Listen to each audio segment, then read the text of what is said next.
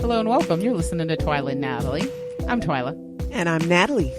Okay, so as we do every week when you're listening to our show, we have a question. And usually it concerns us, but it concerns everybody else too once we start talking about it. So today's question is, are we having a midlife crisis? Well, I can only speak for myself, of course. Okay. And I'm going to speak for everyone, even though I say I can only speak for myself. I'm 46 years old, and I would have to say no. You know, I have very strong feelings about this. Okay, well, I feel like the reason I wanted to ask the question was because something very similar happened to both of us in the last year. We both got a tattoo. Yes, we did. Now, so I suppose we should probably begin at the beginning, which is was that your first tattoo? No, but it was my first tattoo that anyone could really see.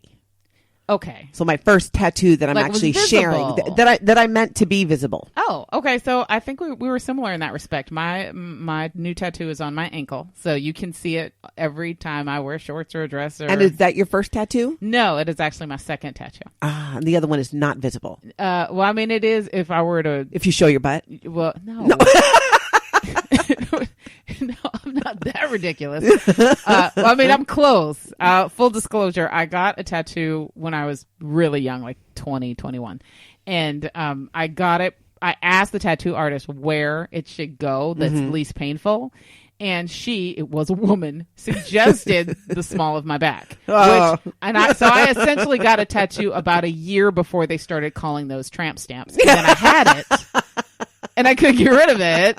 So it is now my claim to fame. So nobody sees it because I don't really wear bikinis. Is that actually true though? Did it hurt less? I mean, it did. You've had the ankle one? It really did. I mean, apparently I have a high pain tolerance, but it hurt. Me too. It barely hurt when I got it. So I was happy that she put it someplace that it didn't hurt. And I was still like, I'm super bad. I got a tattoo. But then, like I said, a year later, it was like, oh, dang it. I got a tramp stamp. Right. So I there just wasn't any winning on that. So now wait. So you have more than one tattoo? So I have two that are off to the sides of where one would put a tramp stamp. Oh. To the left and the right. And the reason they're generally not visible is most of my adult life have not worn a bikini, which I've kind of started doing the last couple of years. So you can see it, but I'd have to be in a bikini. Okay, so then I guess that to bring us back to the original question, why do you think we were motivated in particular as women of a certain age, at our age, to get these tattoos? For me, so the one I got most recently is on my left forearm, and it says "Live Aloha."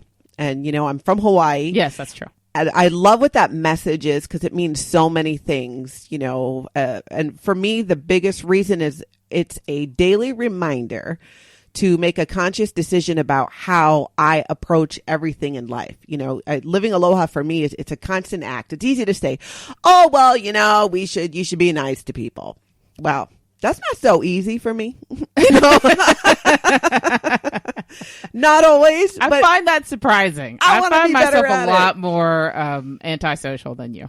Really? In most turns, yes. I think it depends on what it is, but you know, it's more if if somebody's coming at you with something, it's like for me, it's a message of, okay, I can respond to the crazy and engage in it, or just try to put more sanity and positivity in the world. Oh, I'm so proud of you. I'm trying to do that. I'm not saying I succeed at it all the time. I'm proud of you. I feel like that's growth. What? Thank you. I've grown a lot. But again, I'm 46 years old. It took me a while to get to this point. It would have been nice to realize this in my 20s, but that's not how it went. Exactly. And I think that's very similar because I'm 43 and my tattoo was very similar. It was symbolic of something. Mm-hmm. My sisters and I got it together. I'm one of three and we're all grown, and we just decided we wanted something that symbolized our family. Yeah. So we all got the same tattoo that my sister kind of designed for us, and we all got it where we wanted to put it. But everybody has a visible one. Did anyone get it as a tramp stamp? No, thank goodness. Two of us did the ankles, and one of us did the shoulder. And I mean, quiet as it's kept, only one of us handled it like a G. That would be me. Everybody else handled it like they were being put through childbirth again or something. But I mean, for us, it was really a symbolic gesture. And I like that. I like that. It's a great way to bond with your sisters. One of my tattoos are the chain of Hawaiian Islands, and I did that with my sisters. Yeah, see, and that's the idea of it to me. Like, it was just ironic that I've gotten this tattoo, and then, of course, I follow you on social media, so I'd seen you on your trip, and you had shown it, and I went, oh, hey, that's so cool. And I remember being given I was given a fair amount of crap by people that love me. Like, are you having a midlife crisis? Why did you do that? And then it occurred to me, like, well, what is kind of the definition of that? Because when I think of midlife crisis, I go full on stereotypical middle-aged guy, sports car, red, upgrades to the young girlfriend, like hair plugs. Yeah, I think a lot of like negative things. Sure, but it's a stereotype. Yeah, but then I started thinking, well, wait, we do all willingly recognize that it's a thing. It is. That people do go through some sort of transition, and between their 40s some and 50s. more than others, a la Caitlyn Jenner. Well, I wasn't. Yeah, that's a lot of transition. But I'm saying there's almost a spectrum of it. Yeah, there really is a full spectrum of it. So, but I think very rarely do we think about women being on that spectrum. I don't think we think of ourselves as having sort of this, midlife, crisis. Exactly. And do you know, I'll tell you exactly why, Twyla. We don't have time to have a midlife crisis. Well, that's true. Not in the stereotypical ways. That's true. I agree with you. I genuinely don't have time for any. I barely have any time for tomfoolery anymore. So it's like, so the idea of taking, I'll say this. I don't have time for nonsense, but I do find that as a now 43-year-old, I've probably spent more time in the last 3 years since I turned 40 being really inward with my thinking and self-reflective and sort of gut checking if I'm happy with my life, if I'm good with where I'm at. And that's probably more time than I've ever spent at any point, even in my most, selfish, self-centered, conceited 20s. I didn't spend this much time thinking about myself. I think we're more conscious about how we spend our time and where we invest our time. We all have the same 24 hours in a day. And no, that's not true, because Beyonce has the same 24 hours and she does a lot more with it than I do. But she makes a choice. She also has a team and people and all that. No, she's Beyonce. She's just supernatural. That's why she's queen. Exactly. But, and I think that's part of getting into your 40s and, like you said, a woman of a certain age is I feel better about the decisions I make in terms of where I'm investing my time. My time for me is the biggest commodity that I have. It is incredibly important to me. And, I have grown children and then I have younger stepchildren. And there are so many, you have your friends going through different transitions, but you have to choose so much more about where you're going to put that time. I just think as we get older, we get wiser about it and we get more comfortable saying, you know what? No, I'm not going to that. Well, I think that's isn't that like one of the really, I guess I have a question for you. At what point did you feel that really kick in? Really, in the last couple of years. Okay, because I'd like to say there's a few benchmarks in my life where I know I had a real mental shift. I remember having that first shift when I left for college, and it was really all on me to take care of me. Sure. I remember sort of the mental shift I took when I met my husband. I decided that I was gonna, build a life with another person.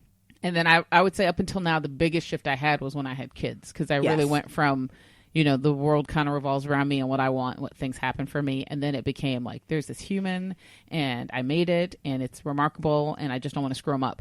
And so I really, that shift kind of opened the floodgates of like how much crap I was willing to take and how much energy I was willing to put toward things. Like it really just sort of put me on a new plane. And then I hit 40 and 40 was like, okay, you have all that energy that you've put toward, being this parent and, kind of like developing these people. You're now, my brain literally said, you're now allowed to use that same amount of focus and energy on yourself. That's right. Okay. It's and it really, it took until that. And I genuinely, I promise you, I did not have an Oprah aha moment or anything. It was just the year that I turned 40, I just shifted and it was like, oh, I don't want to argue for the sake of arguing anymore. No, it's a natural. It feel like a natural progression. Yeah, and it felt so easy that I think I freaked everybody out. Because there was no crisis. Yeah, I was like the queen of like, if don't get in an argument with me, because if you get in an argument, I don't like to argue. I like to win, and bury you in the ground, and stomp on the ashes. I will just destroy you. Yeah, that was like other people would like, how people don't like conflict and they start to argue. If conflict would start, I would be like, hold on. I'm gonna roll my sleeves up, take the jewelry off. Let's do this. You know, like I kind of thrived on it in a weird way. Sure. And a lot of the times I was always, you know, and I could be super like black and white about things. Like, this is just how it is. And if it's not this way, there's no middle. And then all of a sudden I turned 40 and it was like, you know what? Nope. Yeah, I think part of it is we don't feel as much the need to have to justify or explain our decisions or our actions. You know, it's not as much that we're concerned about what other people are thinking about what we're doing and realizing. And, you know, when you talk about that transition to realizing that you need to put some of that energy back into yourself, if you don't, I look at it like, in a way, you know, with a car, you're supposed to flush things out and get all these things done at different miles. Why would you bring I don't know what it is. Why would you bring up automotives at a time like this? You and I both know that our level of understanding of automotives, very minimal. I mean, the fact that I keep saying automotives should tell you how little I know about it. This is like us deciding to talk about football. Well, I thought it was better than a sports reference, and it's the first thing that popped in my head. But it takes maintenance at a certain level. When you get 30,000 miles on a car, there are certain things you need to do. True. And I feel if we don't take that time to invest back in ourselves, we're not going to make it the rest of the way. We're not going to be operating at our best capacity. We're not going to be doing the best job that we can. And I think that's why it's a natural progression when you hit about that 40 mark and mid 40s where you realize, you know what? I need a tune up and I need to provide that for myself. Now, see, that's funny because when you say the rest of the way, like I think a lot of rest people, of our lives. Yeah, like when we start talking about that, I think a lot of people hit that 40 to 50 mark. You realize I could die. Yeah, well, they start to, like, they really start to panic. Yeah. But see, I noticed that one of two things happen. Some people really get, you know, like they go a little bit higher plane. They start thinking about things a little bit, you know, more about the world around them and not just themselves. Mm-hmm. And then there's this pocket of people that, I'll be honest, I kind of aspire to be. They're this like sort of group of grown women that I know that have hit like 60 and 70, and they've punched what I like to call the crazy old lady card. Oh, yeah. Where they just like they lose all the artifice, like all of the social norms and the social graces and the things that we were all taught as all those. And now I'm women. supposed to. Now I'm supposed to look like a grandma. Yeah, now I'm supposed to. Exactly. They just pushed them all off into the garbage and went, you know what? I'm doing what I want. That's I right. say what I want. I don't care. I'm like, it's kind of fascinating to watch. Like it's more fascinating, I'll be honest, when I'm watching people that aren't my relatives do it. Mm-hmm. Yeah. But it's super fascinating to think, you know, and that's even something that's informing how I live now. Because at some point I'm going to be there. And if I don't have, you know, I don't necessarily want to lose all my filters. Is that just something that happens? Is that something that you can decide for yourself? I think it is. I think that it's a matter of boundaries, and you establish different boundaries. You know, my grandma's 88. She loves margaritas. She eats steak all the time and mostly likes to eat the fat. She goes to Vegas for New Year's. She was just in the Guinness Book of World Records.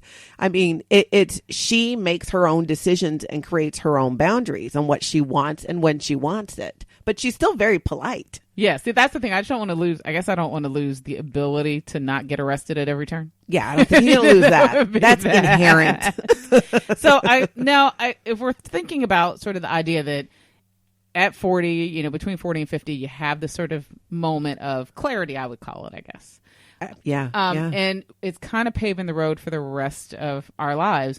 Is it really even fair to call what we go through a midlife crisis? No, I wouldn't. I like to call it, you know, an awakening. You're opening your eyes more to how things will work better. And it has a lot to do with changing how, you know, you talked about your kids and when you had children and realizing, wow, I need to put so much into them.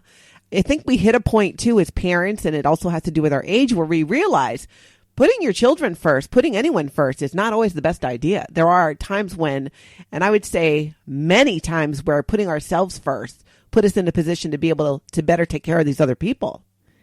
See, okay. I'm picking up what you're putting down. But I have a problem with the word awakening. I mean, and I know, mind you, I lost you at awakening. Yeah, I mean, mind you, like 10 minutes ago, I was sounding real like airy there and hippie granola, but that awakening, it's an awakening. It just feels very like conscious uncoupling or enlightenment. Something. Yeah, it does. It does. It sounds like it feels like I'm in a room lighting incense, and I'm laying the path, the way for, you know what? Maybe I want to be a guru, Twyla. This is like the start of it. My bad. God, let me not step on your ability to be a guru. And it all starts with the awakening. Exactly. You say it, that sounds like that. We need like Chinese chimes or something in the Well, if it's not an awakening that we're having, it's a. I'm not saying I have a better word. Yeah. I'm just saying I'm having a hard time wrapping my brain around that. If you don't have a solution, you should not bring up the problem. So for now, we're going to go with awakening. Okay. So we go with awakening. Then I guess I have a question. Eventually, we're going to have to bring a man in here and ask him. Because then what do they have? Well, I think stereotypically it is called a midlife crisis mainly for men. And I think we do need, that's a good point. We should actually talk to a man and ask him. I know, look at us making assumptions. I know we're making all kinds of assumptions, but we can because we are the ones in front of the microphone that's true. right we'll now. Get emails. That's all right. That's right. But I think it's in part, it's similar to what we go through. But I feel like as women, we internalize it and we kind of shift gears internally and it comes out as being more, or not spending so much time on stupid things, on, arguments that you should have given up in high school, on wasting your time on toxic people or too much whatever. With guys, I think they get and again, I'm going to generalize. Okay. It goes more into that just them. And fulfilling, maybe it's desires and needs that they always had that didn't come through, because not every man goes through this. See, now I'm going to disagree with that because I think every man goes through something. It just might not be as pronounced as what we've been taught as what a midlife crisis. Maybe guys who are more in touch with their feminine side go through an awakening. No. No. Rather than a crisis. Now you're going to get emails. Please address them to Natalie Webster, not to me. I didn't do that. I'd like to hear about your awakening. Yeah, I would say... well, I mean, I feel like there's something that happens because there's that, and mind you, this all kind of coincides, at least for me in my experience, it's coinciding, this sort of change of thought process, this change of how I spend my time and my energy is coinciding with my children getting to an age where they need us less. Yes. Where we're already making plans for, transitioning out of our house. Very true. Like that it's gonna kind of come in a blink. Which should always be the plan, people. You should be raising your children to be adults that don't live in your basement. No boomerangs. No boomerangs. So, I mean, but that there's that weird, and I remember being a kid, well, like an 18-year-old, and we watched all these parents, all of our friends I lived in the South, so everybody's parents were married. Very few of them were divorced. Mm-hmm. And then we all went off to college, and the first year in college, like 2/3 of my friends' parents broke up. Yep. And everybody came home at Christmas and it was super weird and awkward. Like, what are you talking about? And you're like, you mean your mom and dad got separated? What do you mean your mom and dad are getting divorced? And, we were kids, so we didn't have the, even the mental capacity to sort of look at the bigger picture. Like, these are adults and they went through things, or these were adults who invested so much in us that when we were gone, they didn't have anything connecting, tying them together anymore. They just had the kids that tied them together. When that's a symptom of, especially kind of in a relationship, of not putting your relationship first, but always putting the kids first, and then the relationship suffers, and not putting themselves first as individuals. So do you think that the idea of, so sort of whatever this transitional period is, whether we call it a midlife crisis or a midlife, I'm not saying it, you could say it. Awakening. So if those two things sort of come together at sort of this particular age, does that kind of, I mean, it almost feels like there's a fork in the road. Like, are you going to, I feel like this are you going to go act a fool? Yeah. Or are you going to evolve? Like it's a choice. Like you really do have to make a conscious choice that, I'm going to go through this. I'm having this kind of a shift. And I'm either going to go in this direction where, there's some growth and maturity and possibility, or I'm going to go in this direction because I'm worried that my best days are behind me and I want to have a little bit more of that before it's done. Mm-hmm. So I agree. I think you can do a little bit of both. I would like to think that that's what I'm doing. I haven't thought about that. And it's different because your kids are still are younger, and you have them all of the time. Yeah, they're youngers. My 3 kids are adults, and then I have 2 stepchildren half the time. So I spend half my time with my guy with no kids. Living like, what do you even call people that don't have kids? I don't even know. Single people. We're together. We're not married, but we're together and we live together. And it's a whole different A world. friend of mine phrased her new sort of post children or her house life as her grown and sexy years. Yeah. Children in her house or out of her house? They're out of her house. Yeah, but there's a lot to be said for that. So for, a period of time, it's not so much a possibility always. You got to, have those weekends away as a couple, or in a hotel room or take a trip without the children to work on each other and yourselves. And when your kids start, like your friends, when you went back from college and the parents were splitting up, I wondered, did they not invest some time in themselves as individuals and themselves as a couple? So I said, well, then I guess this is a pretty much good sort of bookend question for this discussion. If you know it's coming and you're hoping that it is coming, you're about to hit these sort of 40 years and you're not there yet. What would you encourage somebody to do sort of in the ramp up? Well, and I think the interesting thing is you don't necessarily know that it's coming because you're so busy in, your 20s, whether it's school, career, 30s, you still have younger children. And again, if you're working outside the home, then you have that going on. But I think, you know what, frankly, people are lucky we're doing this show. Because we're going to tell you, we are paving the way for you and are right, wrong, or indifferent, and kind of to share that. And I think that's important. I don't think you can fully prepare for it because it's so different. We always have an idea of something.